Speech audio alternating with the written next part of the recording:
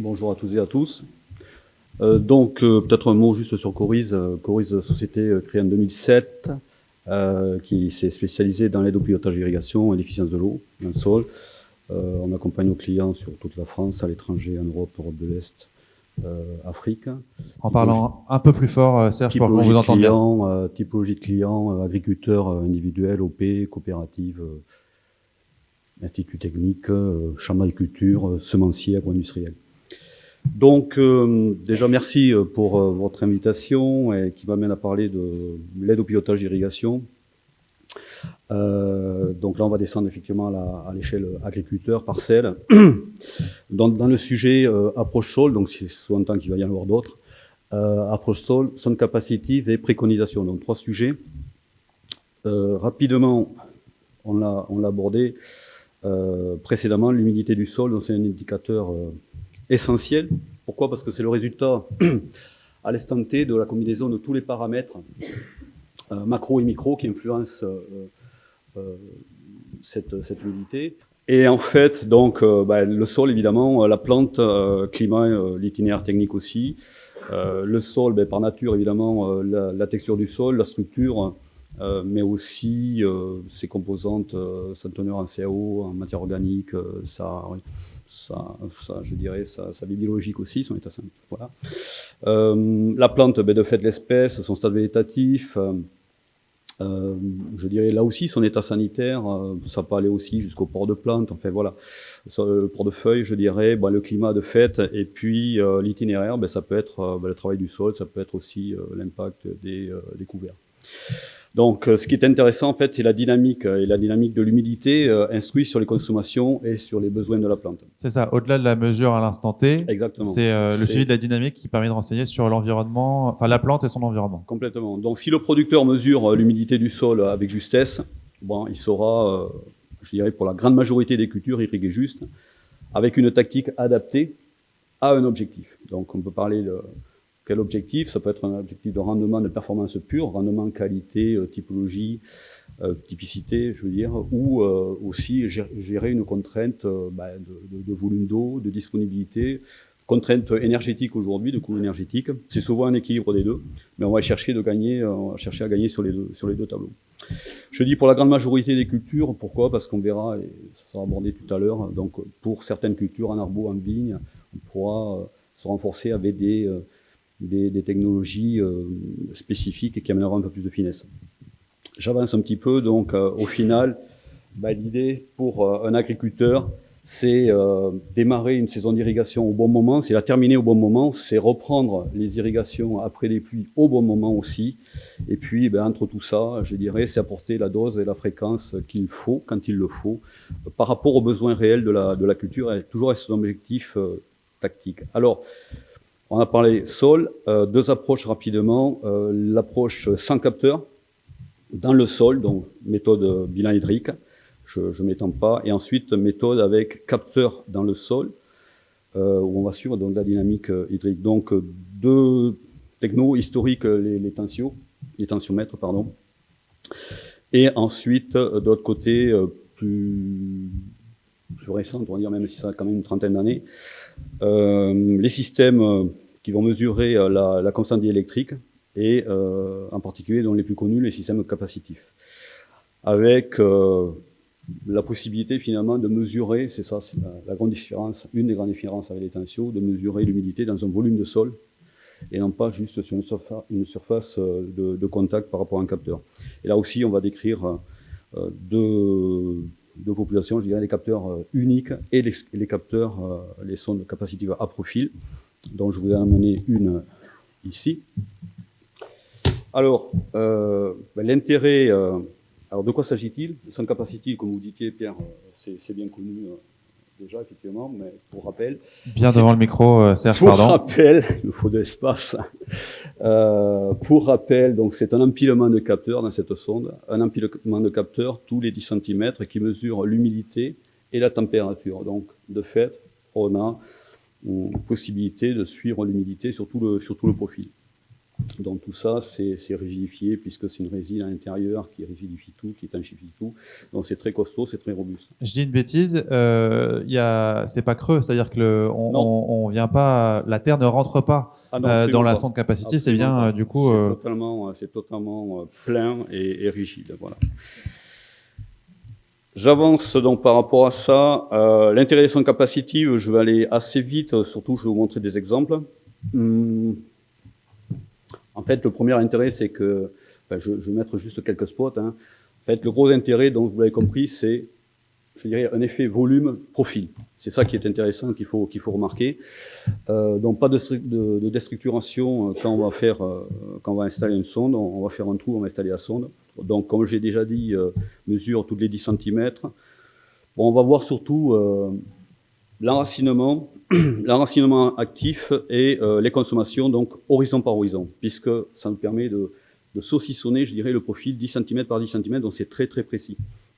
Ça va être aussi un révélateur de la structure de sol, puisque les sondes vont permettre de voir que parfois l'eau ne pénètre pas jusque là où on penserait qu'elle devrait pénétrer, et puis où il n'y a pas de racines. Bon voilà, en tous les cas, elle met en évidence des zones de compaction.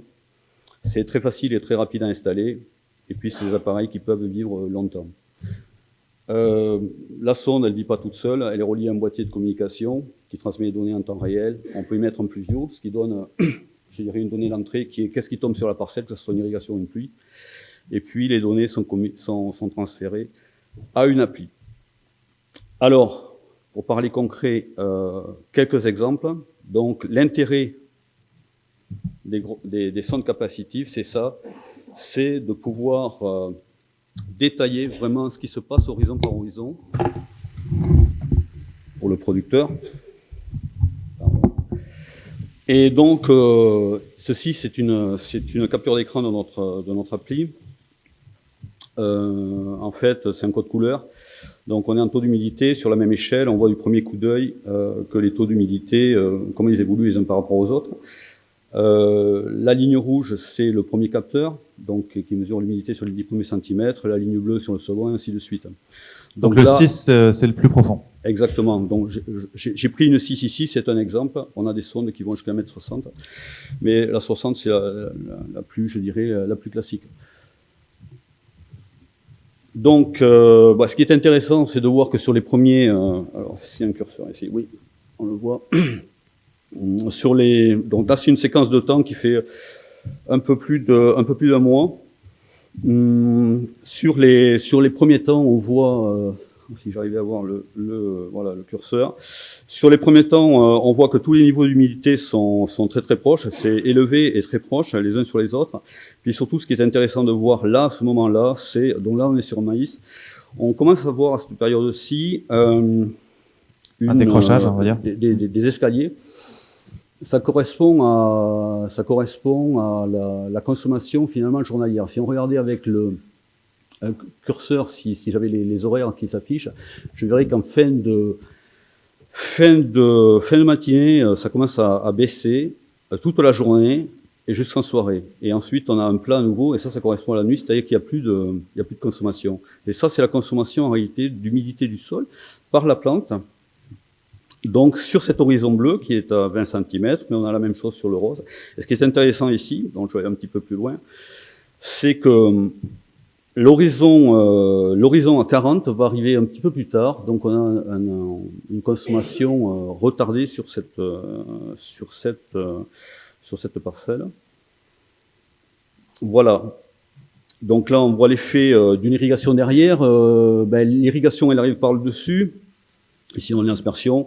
Donc, le premier niveau voit passer l'eau en premier, l'excès du premier est passé au second, l'excès du second au troisième. On voit ici que sur cette irrigation-là, en fait, les 30 mm apportés ont été bu globalement sur les 30 premiers centimètres. Puisqu'on voit que le noir, à 40 cm, n'a pas bougé, où il est stabilisé, en fait. Voilà, donc on repart en consommation, j'essaie d'aller vite. On voit l'influence très limitée de cette petite pluie. Et derrière, voilà. Et derrière, en fait, on voit que les irrigations ne suffisent plus. Oui, là, on arrive au cœur de l'été et on voit que, du coup, même l'horizon en profondeur se déshumidifie, Exactement. on va dire, Exactement. et que l'eau de cet horizon-là est utilisée par la plante. Exactement. Donc ça, c'est le détail horizon par horizon. C'est pas avec ça qu'on pilote, c'est juste la compréhension. Pour piloter, il y a un second graphe au-dessus. Donc en dessous, on a la vision fine de la consommation réelle, on va dire, des cultures, en tout cas de l'état du sol, et qu'on peut relier à la consommation. Et au-dessus, du coup, un outil de pilotage. Exactement. Sur laquelle on va positionner deux informations, en fait. L'ARFU, qui est une caractéristique du sol, donc capacité au champ, qui est bornée donc par la capacité au champ, le bas de RFU, donc capacité au champ, point d'humidité au-dessus duquel... RFU, peut-être on peut expliquer l'acronyme ? Réserve facilement utilisable, donc point d'humidité, taux d'humidité au-dessus duquel le sol ne peut plus retenir l'eau. Si on en rajoute, ça va traverser.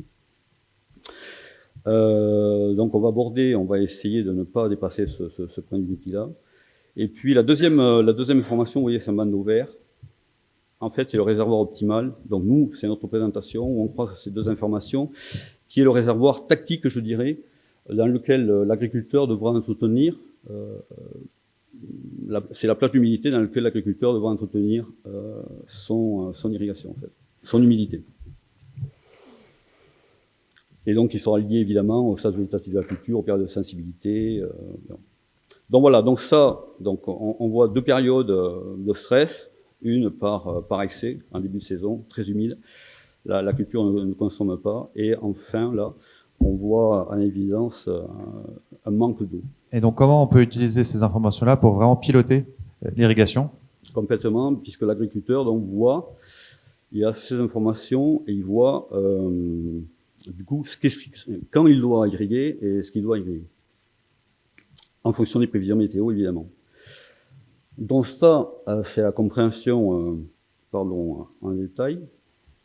L'intérêt de la vision, donc je vais prendre deux exemples. Un sur maïs semence, et un autre sur pommes de terre. Donc à gauche maïs, à droite pommes de terre ? Non, c'est deux maïs ici. Pardon, deux maïs, un en enrouleur, un en pivot. C'est pas pour comparer, disant, il y a une irrigation mieux que l'autre. C'est juste pour comprendre ce qui se passe dans le sol. On prend une séquence. Ça permet de montrer que ici, sur la deuxième partie, ou sur le premier, pardon, on voit que les irrigations pénètrent parfaitement, que les racines travaillent en profondeur.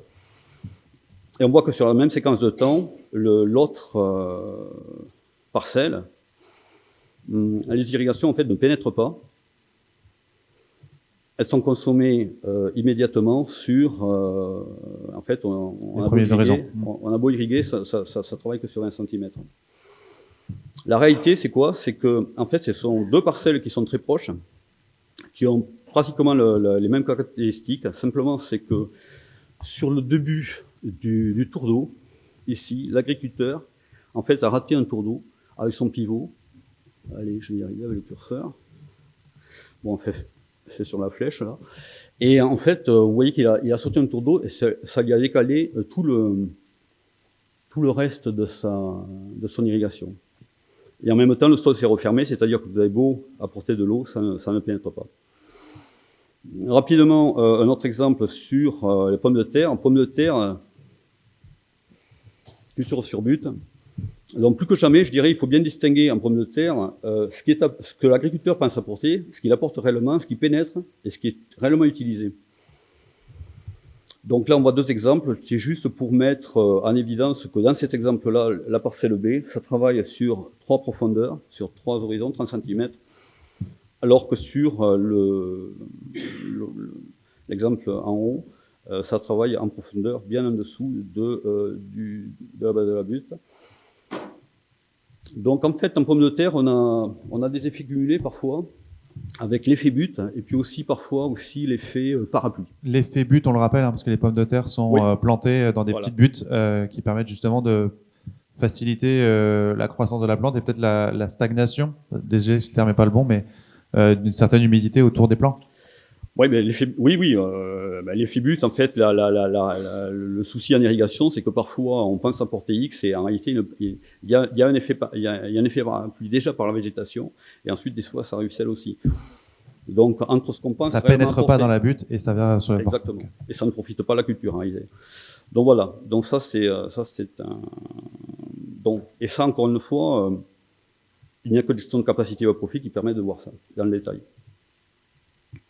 J'avance. La clé de la réussite, l'installation. Une méthode du bon sens et l'application, c'est surtout du bon sens. Où installer? Alors, il y a beaucoup de ou dans la parcelle, ou par rapport au système d'irrigation, ou dans le tour d'eau, et ou par rapport à la culture. Ceci, c'est pas manuel, c'est juste quelques points. Ou dans la parcelle, c'est un parti pris. Nous, on va conseiller toujours dans la partie la plus limitante, donc la RFU la plus faible. C'est un parti pris. Et après, on pilotera toujours en connaissance de cause. Ou par rapport au système d'irrigation, on va visiter évidemment les zones de recoupement, voilà, les temporisations, voilà. Ou dans le tour d'eau, plutôt en début. Et ou par rapport à la culture, bien évidemment dans le système racinaire, là aussi c'est que du bon sens. Partout c'est du bon sens.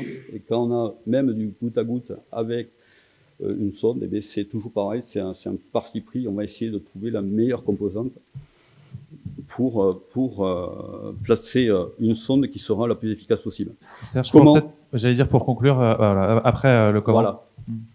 Juste, nous la préconisation c'est toujours installé avec un pralin. Mécaniquement, quand on fait un trou avec une tarière, il y a inévitablement des petites cavités qui se creusent. Donc il faut faire un pralin et mettre le pralin dans le trou, mettre la sonde, et puis voilà. Un pralin, c'est une tige en métal dur. Je ne sais pas ce que c'est qu'un pralin et j'imagine que d'autres... Un pralin, c'est de la terre que l'on va prendre du trou, qu'on va mettre dans un seau. D'accord. On va mettre de l'eau. On fait une petite crème fine qu'on va remettre dans le trou. Et en fait, ce pralin, sous l'effet de la sonde, va faire un effet piston. Et le pralin va remonter tout au long de la sonde et va coller la sonde parfaitement au sol. Donc, pour conclure, peut-être quelques améliorations à attendre?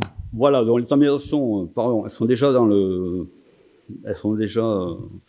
dans la réalité.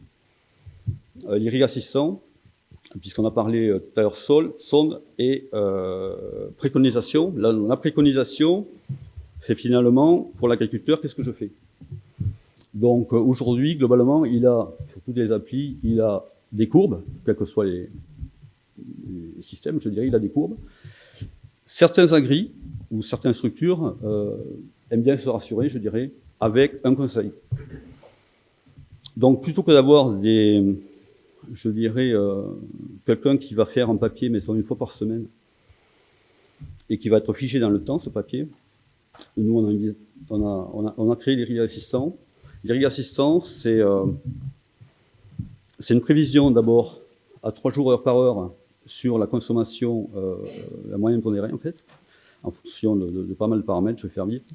C'est surtout une rédaction instantanée d'une préconisation. Et cette préconisation, elle va s'actualiser en temps réel. Voilà, donc ici c'est un exemple. Voilà, au final, on a un outil de supervision, que ce soit pour l'agriculteur ou que ce soit pour des équipes de services techniques qui leur permet de voir très rapidement et très facilement où ils en sont et de leur faire gagner du temps. Voilà, dernières améliorations. Je dirais la possibilité, ça c'est des outils, je dirais, pour les producteurs, les techniciens, les chercheurs, un outil de comparaison instantanée donc sur notre plateforme, la possibilité de travailler sur les consommations, et puis aussi, en termes de perspective, une offre combinant des solutions complémentaires. On a vu pas mal de solutions ce matin. Et puis, l'idée, c'est d'avoir une combinaison de solutions au niveau du bilan hydrique. Donc, on a déjà une complémentarité avec Syncrop, qui a son bilan hydrique et une nouvelle sonde. Et en 2023, on sera distributeur Iréis. On a d'autres choses dans le pipe, interopérabilité. Bon, donc, voilà. Et donc, l'idée, c'est de continuer à travailler sur des outils fiables, puissants, comme Visio, et simple d'utilisation, je dirais, sans être simpliste. Voilà, je vous remercie. Merci à vous, Serge, on vous applaudit. Une question juste très très courte, qui appelle une réponse très courte. Quelle est la durée de vie des capteurs? Est-ce qu'il n'y a pas de dérive dans le temps? Alors, dérive très très fine dans le temps. Ok. Durée de vie, tant qu'on n'y roule pas dessus. Tant qu'on n'y roule pas dessus. Voilà. Ok. Voilà, donc en ce qui nous concerne, nos sondes sont garanties 5 ans. Très bien. Voilà. Merci beaucoup, Serge.